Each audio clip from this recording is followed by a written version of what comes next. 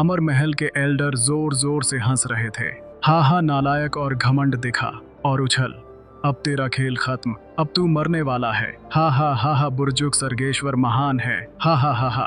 वे चाहते थे कि ध्रुव मरे, उनके लिए वह एक आपदा था।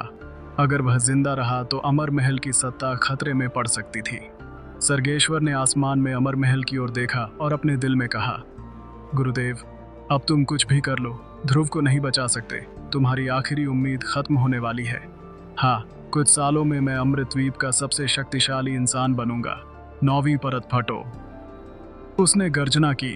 अमर महल में पितृराज का चेहरा क्रूर हो गया। उसका शरीर अचानक से गायब हो गया। वो ध्रुव को मरने नहीं दे सकता था, बिल्कुल नहीं। ध्रुव ड्रैगन क्षेत्र खोलने की उसकी आखिरी उम्मीद था। अब उसके पास सिर्फ 2 साल की उम्र बची थी। अगर वह इन 2 सालों में अमरसूत्र और ड्रैगन क्षेत्र के गुप्त खजाने तक नहीं पहुंच सका तो वह उम्र के तकाजे के कारण मर जाएगा। जैसे ही पितृराज वहां पहुंचा, एक खतरनाक शक्ति कुचलती हुई आई। उसने चिल्लाकर कहा, पितृराज रुक सर्गेश्वर। उस शक्ति का जवाब नहीं दे सका।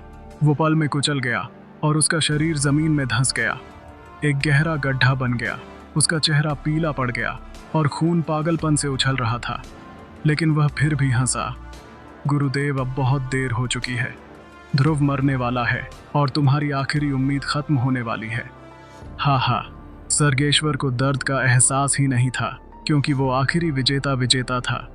वो पागलपन से हंस रहा था। भले ही उसका शरीर बुरी तरह घायल था, उसे जरा भी परवाह नहीं थी। 9वीं आसमानी परत का विस्फोट शुरू हो चुका था। ध्रुव इसका मुकाबला बिल्कुल नहीं कर सकता था। वह जरूर मरेगा।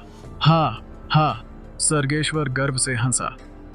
उधर जिस पल 9वीं आसमानी परत फटी, ध्रुव ने अपने दिल में कहा, पूर्वज, अब ठीक है। पूर्वज, रुद्रदेव ने कहा, लगभग तेरा शरीर टूटने की कगार पर है और तेरे शरीर में छुपी ब्लड लाइन टूट चुकी है। अब तेरा शरीर पूरी तरह से नई ब्लड लाइन को अपनाने के लिए तैयार है, पर तू जो कर रहा है वह बहुत खतरनाक है। ब्लड लाइन की ताकत कोई मामूली चीज नहीं थी।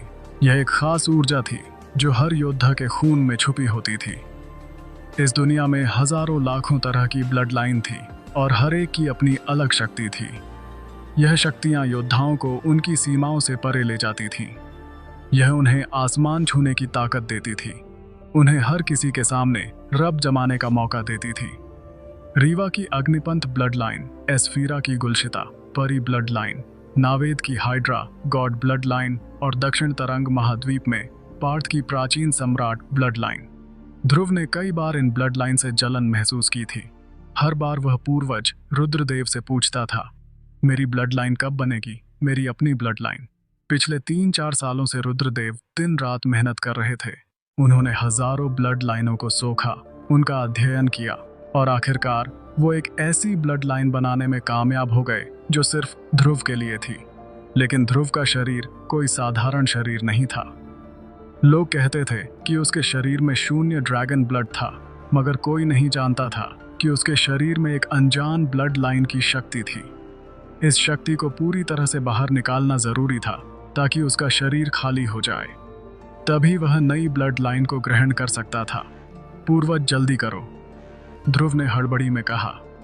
उसकी आवाज में बेचैनी थी। 9वीं आसमानी परत फट चुकी थी।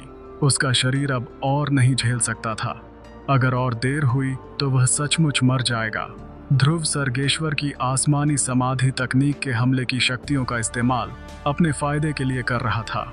वो उसकी शक्तियों का दबाव झेल रहा था ताकि अपने खून में छुपी पुरानी ब्लड लाइन को पूरी तरह से बाहर निकाल सके। यही वजह थी कि वह अब तक उन हमलों को झेल रहा था। 8वीं आसमानी परत फरते ही उसकी पुरानी ब्लड लाइन खत्म हो गई थी। उसका शरीर अब खाली पात्र की तरह था जो नई ब्लड लाइन को सोखने के लिए तैयार था। उसकी यह चाल बेहद खतरनाक थी। यह ऐसा था जैसे वह आग के समुद्र में कूद रहा हो। एक गलत कदम और सब खत्म। पूर्वज रुद्रदेव ने और वक्त बर्बाद नहीं किया। उन्होंने चेतावनी दी, लड़के तैयार हो जा, बस एक पल का वक्त है और तुझे बहुत दर्द होगा। तुरंत रुद्रदेव की सोच से ध्रुव के शरीर में एक जबरदस्त शक्ति फट पड़ी। उनके हाथ में एक खून की बूंद तैर रही थी। चल अब जा, रुद्रदेव ने गर्जना की। वो खून की बूंद ध्रुव के शरीर में टपकी। उसी पल मानो कोई प्राचीन जादुई रचना जाग उठी। तरह तरह के प्राचीन रहस्यमय मंत्र और डार्क वर्ल्ड के सील चिन्ह सब एक साथ चमकने लगे। हजारों बीस्टों के खून का अंश और सैकड़ों योद्धाओं की ब्लड लाइन का सार, सब कुछ ध्रुव के शरीर में बिजली की तरह फट पड़ा। 1 सेकंड के 10वें हिस्से से भी कम समय में उस बूंद की शक्ति ने ध्रुव के शरीर के हर हिस्से को भर दिया। उसका दिल, उसकी चेतना, उसके 5 आंतरिक अंग, उसकी नसें, शक्ति चक्र, सब कुछ उस नई शक्ति से लबालब हो गया। उसका घायल शरीर और टूटी चेतना पागलपन की रफ्तार से ठीक होने लगी। 9 आसमानी परतों का दबाव अब कमजोर पड़ रहा था। बधाई हो ध्रुव, तुमने एक नई ब्लड लाइन को अवशोषित किया है।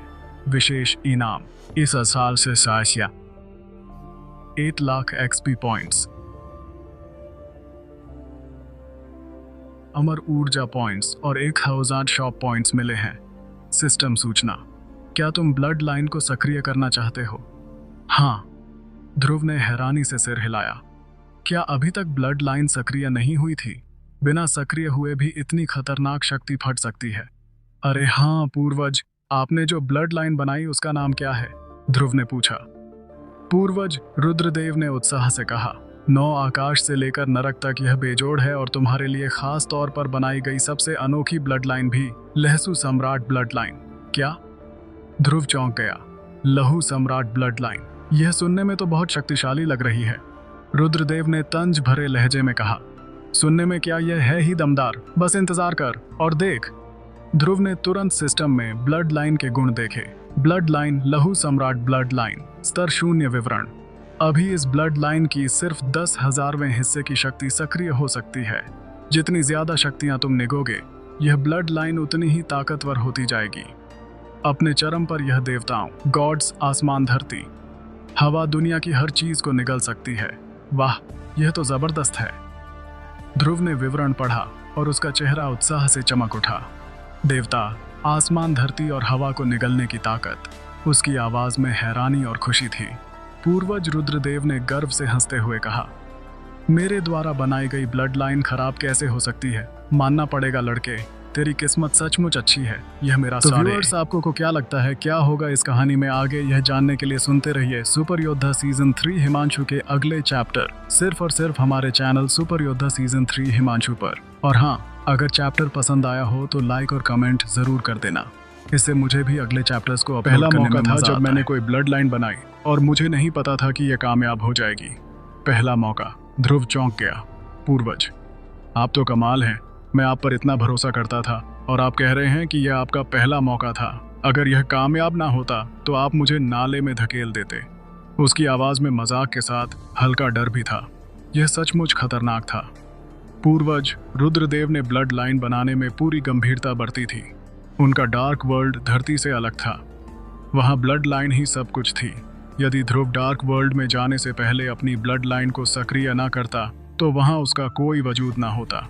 लहू सम्राट ब्लड लाइन खास तौर पर डार्क वर्ल्ड को ध्यान में रखकर बनाई गई थी। अपने चरम पर डार्क वर्ल्ड की हर ब्लड लाइन इसका खाना होंगी। पूर्वज, रुद्रदेव ने हंसते हुए कहा, अब इतनी बातें मत कर। अगर तूने जल्दी नहीं की तो सचमुच सर्गेश्वर की इस चाल से मारा जाएगा।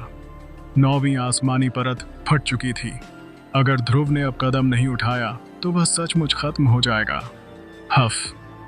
ध्रुव ने गहरी सांस ली। उसकी सोच हिली और उसने खुद से कहा, मुझे अपनी ताकत दिखा। भन। ध्रुव ने लहू सम्राट ब्लड लाइन सक्रिय कर दी।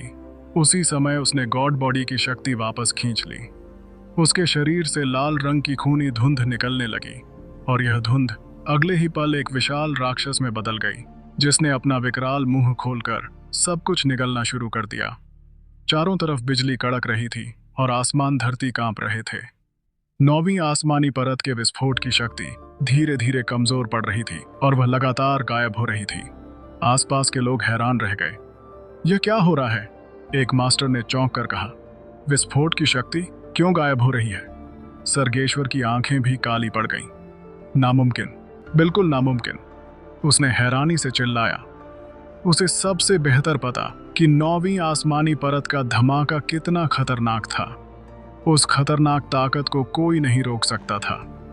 ध्रुव जैसे मात्र एक मूलवीर के लिए उस शक्ति के झटके को झेलना बिल्कुल असंभव था। फिर ऐसा क्यों हो रहा था?